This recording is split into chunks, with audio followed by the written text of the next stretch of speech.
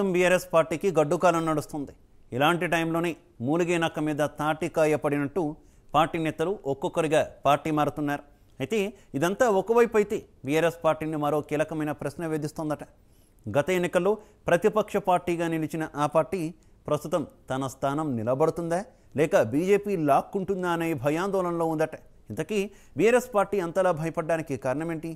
Assembly ఎన్నికలు ముగిసిన అతి తక్కువ కాలంలోనే గులాబీ పార్టీలో గుబులు పుట్టిస్తున్న పరిస్థితులేంటో తెలుసుకోవాలంటే వాజ్ ది స్టోరీ.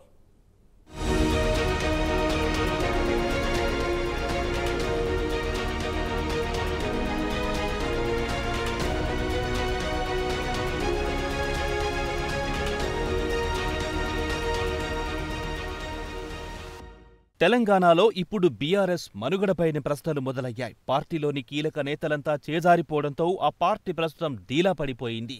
నేతలు మొత్తం బీజేపీలోకి క్యూ కట్టడంతో బీఆర్ఎస్ పార్టీలో కొత్త గుబులు మొదలయ్యింది. రాష్ట్రంలో ప్రతిపక్షంగా నిలిచిన బీఆర్ఎస్ ప్రస్తుతం ఆ హోదా కూడా పోతుందన్న భయంలో ఉందని టాక్ నడుస్తోంది. బీఆర్ఎస్ నుంచి బీజేపీలో చేరిన నేతలు ఏకంగా ఆ పార్టీ నుంచి ఎంపీ అభ్యర్థులుగా బరిలో నిలబడ్డారు. దీంతో బీఆర్ఎస్ క్యాడర్ కూడా వారితో పాటే బీజేపీలో పోతుందని బీఆర్ఎస్ పార్టీ మదన పడుతోందంట.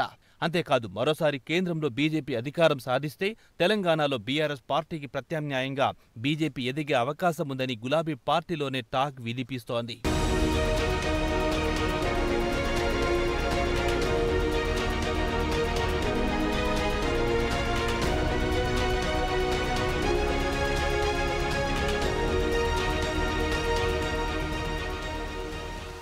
పార్లమెంట్ ఎన్నికలకు ముందు బీఆర్ఎస్ పార్టీ సిట్టింగ్ ఎంపీలు బీజేపీలో చేరారు. జహీరాబాద్ ఎంపీ బీబీ పాటిల్ బీఆర్ఎస్ నుంచి బీజేపీలో చేరి ఎంపీ అభ్యర్థిగా పోటీ చేశారు. వర్ధన్నపేట మాజీ ఎమ్మెల్యే ఆరూరి రమేష్ వరంగల్ ఎంపీ అభ్యర్థిగా, హుజూర్నగర్ మాజీ ఎమ్మెల్యే సైదిరెడ్డి నల్లగొండ ఎంపీ అభ్యర్థిగా బీజేపీ నుంచి పోటీ చేశారు. అంతేకాకుండా బీఆర్ఎస్ మాజీ ఎంపీ సీతారాం నాయక్ మహబూబాబాద్ ఎంపీ అభ్యర్థిగా, బీఆర్ఎస్ మాజీ ఎంపీ గోడెం నగేష్ ఆదిలాబాద్ ఎంపీ అభ్యర్థిగా పోటీ చేశారు. ఇక నాగర్ కర్నూల్ బీఆర్ఎస్ సిట్టింగ్ ఎంపీ రాములు బీజేపీలో చేరి తన కుమారుడు భరత్కు బీజేపీ టికెట్ ఇప్పించుకున్నారు. జహీరాబాద్లో కీలక నేతలుగా ఉన్న మాజీ ఎంపీ బూర నర్సయ్య గౌడ్ భువనగిరి ఎంపీ అభ్యర్థిగా, మాజీ ఎంపీ కొండ విశ్వేశ్వర్రెడ్డి చేవెళ్ల ఎంపీ అభ్యర్థిగా బీజేపీ నుంచి పోటీ చేశారు.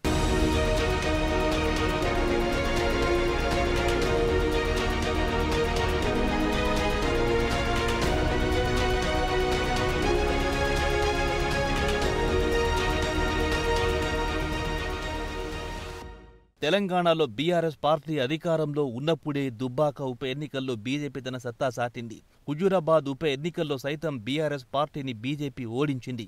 మునుగోడు ఉప ఎన్నికల్లో బీఆర్ఎస్ అభ్యర్థి కోమటిరెడ్డి రాజగోపాల్ రెడ్డి రూపంలో బీజేపీ గట్టి పోటీనిచ్చింది. వీటికి తోడు గత ఎన్నికల్లో కేవలం ఒక సీటుకి పరిమితమైన బీజేపీ గడిచిన అసెంబ్లీ ఎన్నికల్లో గణనీయంగా 8 సీట్లను గెలుచుకుంది. దాంతో తెలంగాణలో బీఆర్ఎస్ పార్టీకి బీజేపీ ప్రత్యామ్నాయంగా మారే అవకాశం ఉందని ఆ పార్టీ నేతలే చెబుతున్నారు.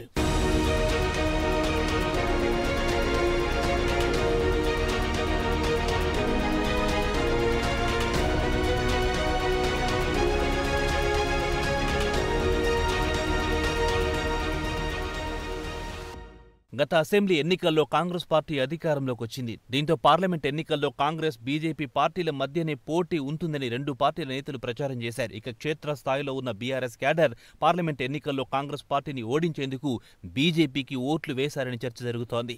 బీఆర్ఎస్ పార్టీ మాత్రం తనను ఓడించేందుకు కాంగ్రెస్ బీజేపీ పార్టీలు ఒకటయ్యాయని అంటోంది. కరీంనగర్ పార్లమెంట్ పరిధిలో కాంగ్రెస్ పార్టీ ఓట్లు బీజేపీకి బదిలీ అయ్యాయని బీఆర్ఎస్ ఎంపీ అభ్యర్థి బోయినపల్లి వినోద్ కుమార్ కామెంట్స్ చేశారు. ఇప్పటికే బీఆర్ఎస్ ఎమ్మెల్యేలు కొంతమంది అధికార కాంగ్రెస్ పార్టీలో చేరుతున్నారు. పార్లమెంట్ ఎన్నికల ఫలితాల తర్వాత చేరికలు పెద్ద ఎత్తున ఉంటాయని టాక్ నడుస్తోంది.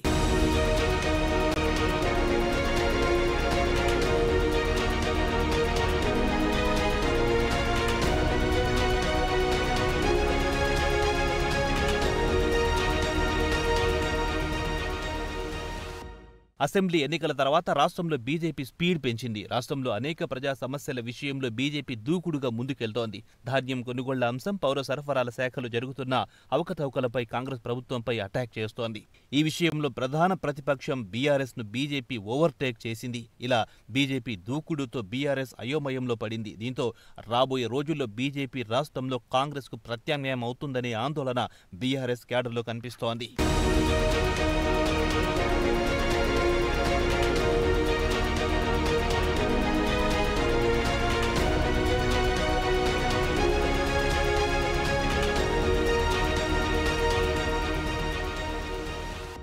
మొత్తానికి పార్లమెంట్ ఎన్నికల ఫలితాల తర్వాత తెలంగాణ రాజకీయ పరిణామాలు ఎలా మారబోతున్నాయని అందరిలో ఆసక్తి నెలకొంది.